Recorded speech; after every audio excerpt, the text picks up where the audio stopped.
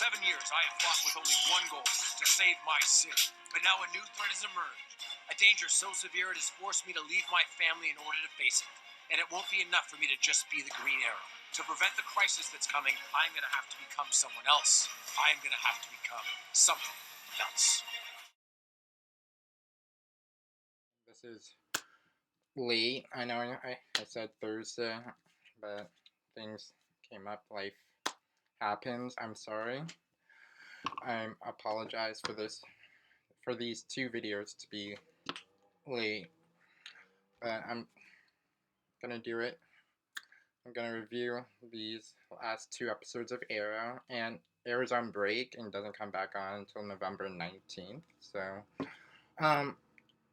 before I get into the review, I'm gonna just tell you that I'm gonna put up probably little news videos to keep you updated about what's happening with the Crisis on Infinite Earths crossover, a huge crossover special. There's been a lot of new updates, which I will tell you not in this video, but I'm going to put out news updates videos about Arrow and all the other CW, mainly about Arrow, but maybe I might include the other CW shows like The Flash and Batwoman. I don't even watch Batwoman. But the news updates might include other CW and DC shows. So I'm gonna do a review of the last two episodes. So let's just get into it. So the first one is episode 3 from last week. Not this past week, but the week before. And the episode, I have to look up the episode title, but we go back to Natapapa, the island Natapapa, with League of Assassins. You know, I don't think there were many references about from that season, League of Assassins. I forget season. It was either season 3 or season 4, or season 5, I think. I'm quickly looking up the episode title.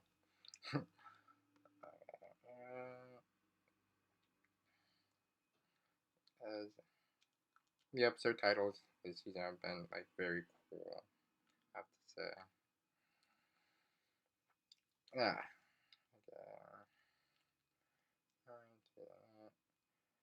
Leap of Faith, and then the next one was present tense.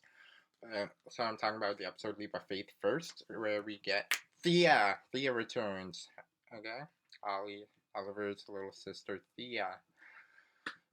So we finally get her back for an episode, and so far I love how all of these episodes are standalone episodes, where just we're mainly focusing on one thing, along with the flash forwards, which will at the end we'll get into how they connect with everything else that's going on, because they really do.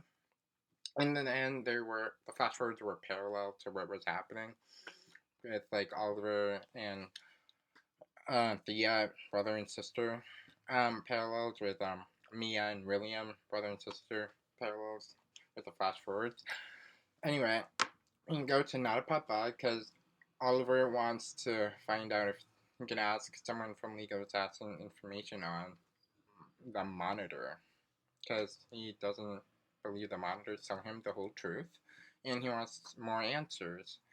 So he goes to Thea, and he tells Thea straight from the get-go everything that the Monitor asked him to go on this mission to help him save all the multiple Earths, save the universe, and that in the future he dies. So Monitor is going on this mission to help prevent that from happening, and he feels that the Monitor isn't telling the truth, which as the audience I feel the same way too.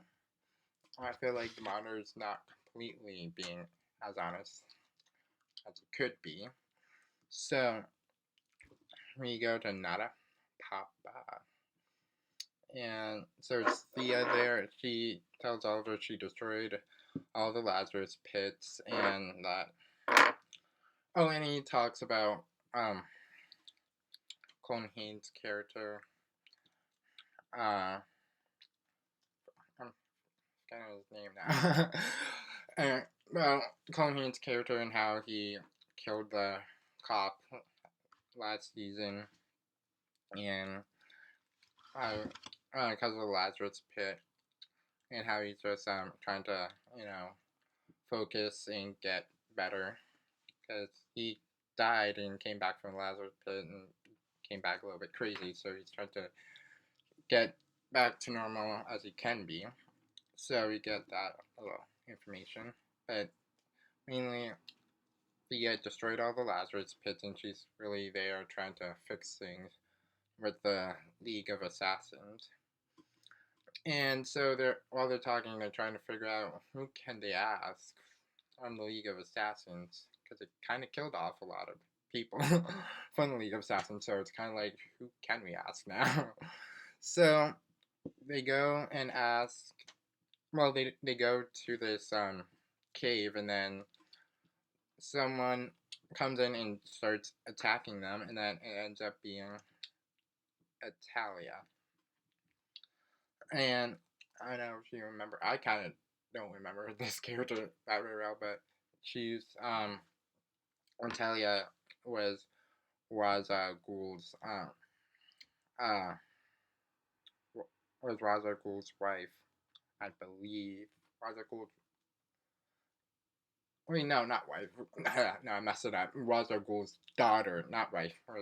Talia was Ra's al Ghul's daughter, and she ends up saving them and wants to go and help them find the information on the monitor, but not really because she just wants her father's sword so she can rule the League of Assassins herself.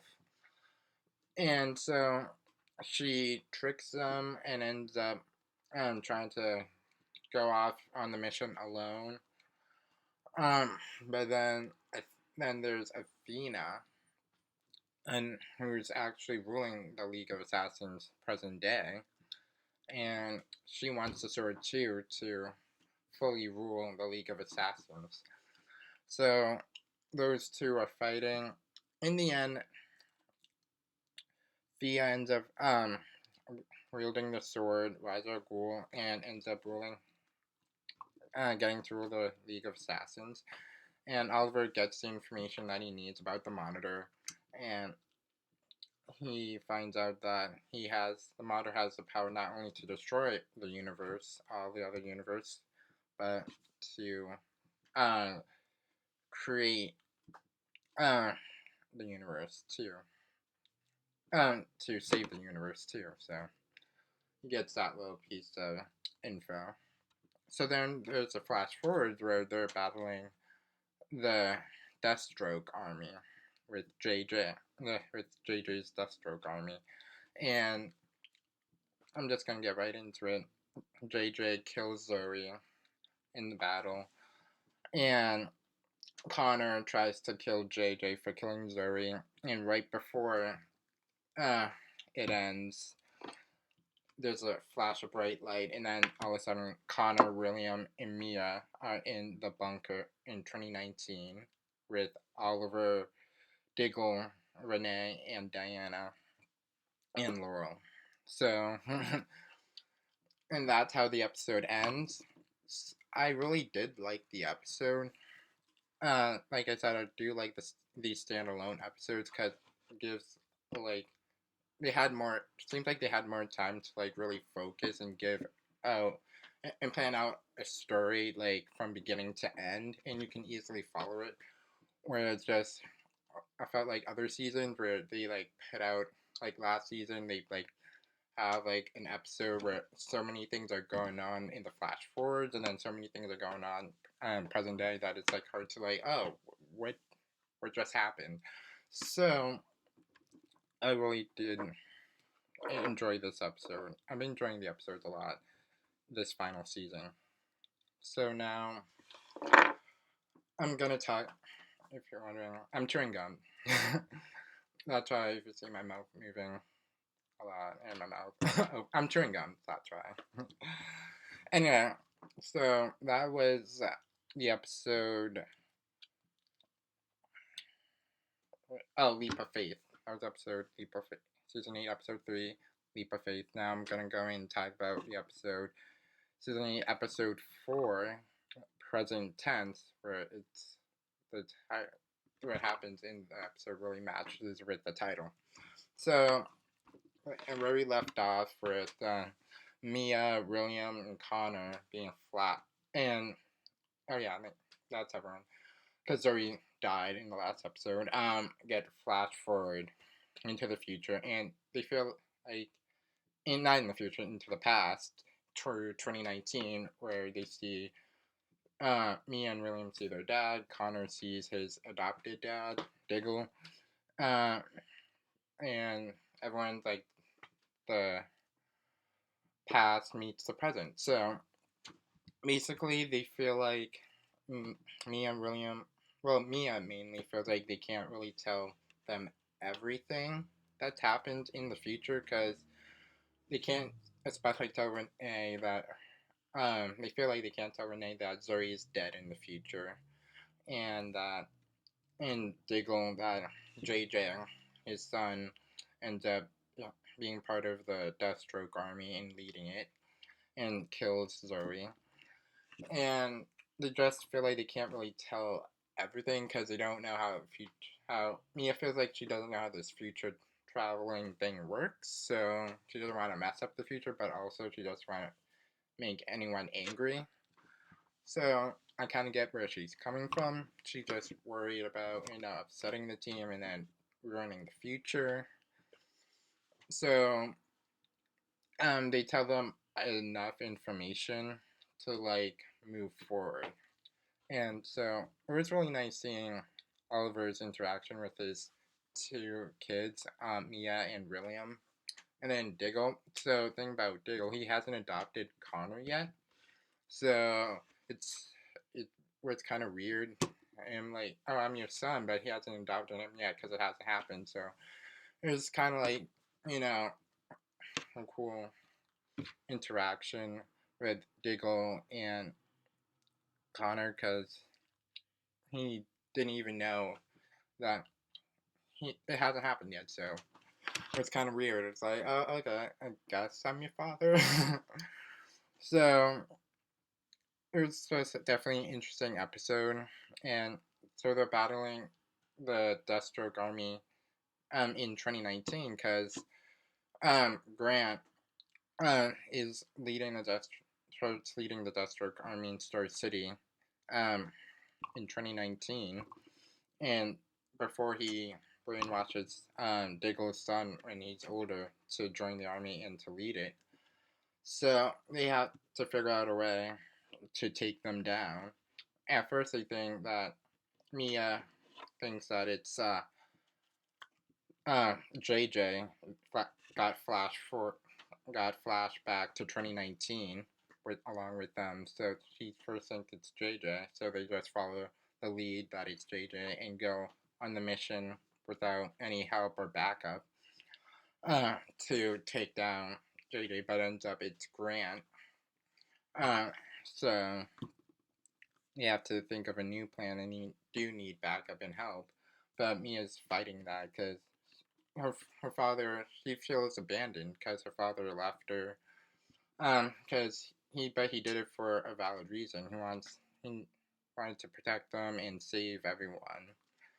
From the universe being destroyed. So, but Mia isn't really acceptive of that. So she's really stubborn, like father, like daughter. So it's really cool to see the interaction between Mia and Oliver because they're really so much alike that was so much fun to watch. I love the scene where she was about to go out on her own again, and